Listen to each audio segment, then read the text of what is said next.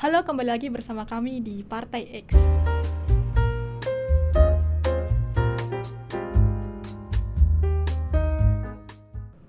Tax amnesty, harapan, ketidakadilan, dan pengulangan sejarah. Tax amnesty, sebuah konsep yang terdengar mulia dengan memberikan kesempatan kedua bagi para wajib pajak untuk mengungkapkan harta yang selama ini tersembunyi. Tapi, apakah benar niat mulia ini berakhir dengan keadilan atau malah menjadi tameng bagi mereka yang sudah sejak awal bermain dengan aturan pemerintah?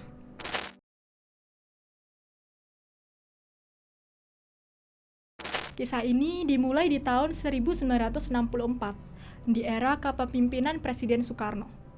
Saat itu, taks amnesti diperkenalkan lewat penetapan Presiden nomor 5 tahun 1964. Tujuannya ambisius, menggalang dana demi program pembangunan nasional semesta berencana. Tapi, bagai membangun istana pasir di tengah badai, program ini gagal. Penegakan hukum yang lemah, ditambah instabilitas politik, membuat harapan itu sirna begitu saja. 2 dekade berlalu. Tahun 1984, Soeharto mengambil giliran. Lewat keputusan Presiden nomor 26 tahun 1984, taks amnesti dihidupkan kembali. Tapi kali ini dengan misi memperlancar transisi dari official assessment system ke self-assessment system. Namun, kurangnya data wajib pajak dan reformasi yang setengah hati membuatnya berakhir seperti pendahulunya. Sia-sia. Di tahun 2008, taks amnesti kembali muncul. Tapi hanya sebagai langkah kecil yang nyaris tak terdengar gaungnya. Hasilnya pun tak signifikan, baik untuk penerimaan pajak maupun kepatuhan masyarakat. Barulah di era Presiden Joko Widodo, taks amnesti diluncurkan dengan skala yang lebih besar dan narasi yang jauh lebih meyakinkan.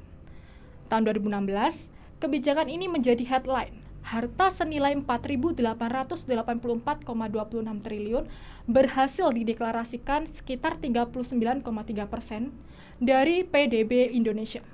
Angka ini sungguh memukau, membuat dunia terpana. Tapi, apakah hasil jangka panjangnya sebanding dengan euforianya?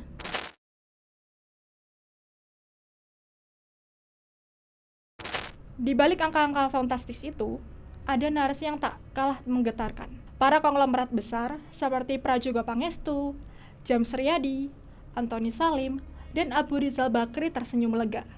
Mereka berhasil memanfaatkan taks amnesti untuk menyelamatkan harta yang sebelumnya tersembunyi, lengkap dengan penghapusan sanksi administratif dan pidana. Tapi, bagaimana dengan rakyat kecil yang selama ini patuh membayar pajak? Ketidakadilan menjadi isu yang tak terelakkan. Seperti kritik tajam dari ekonom Faisal Basri yang menyoroti peran orang kuat dalam kebijakan ini, yaitu pengusaha besar dan politisi yang dianggap punya pengaruh besar terhadap arah kebijakan. Dan pada tahun 2022, kebijakan serupa kembali hadir dengan nama Program Pengungkapan Sukarela atau PPS. Pendekatan yang lebih fleksibel diperkenalkan, tapi dampaknya terhadap rasio pajak masih menjadi perdebatan.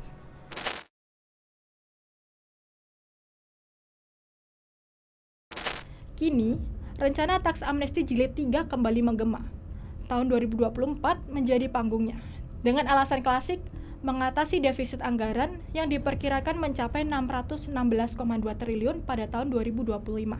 Bahkan, RUU tentang pengampunan pajak telah masuk dalam prioritas program legislasi nasional. Namun, wacana ini muncul di tengah badai kenaikan PPN 12%, yang justru menambah beban masyarakat biasa. Tak sedikit yang skeptis, apakah kebijakan ini benar-benar bertujuan meningkatkan kepatuhan atau sekadar menjadi tiket emas untuk mereka yang sejak awal bermain curang?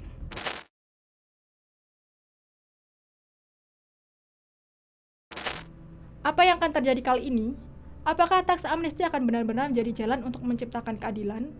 Ataukah hanya akan menjadi ritual pengampunan dosa bagi mereka yang memiliki kekuasaan dan harta berlimpah? Sejarah memberikan kita pelajaran. Tapi, apakah pemerintah bersedia mendengarnya? Atau seperti yang sudah-sudah, kebijakan ini hanya menjadi pengulangan drama lama yang menyisakan ketidakadilan dan rasa kecewa di hati rakyat yang jujur. Begitu banyak yang dipertaruhkan, dan jawabannya ada di tangan mereka yang saat ini memegang palu keputusan.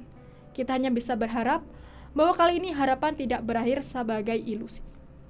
Itu dia video dari kami. Jangan lupa like, komen, dan subscribe. Kami Partai X pamit.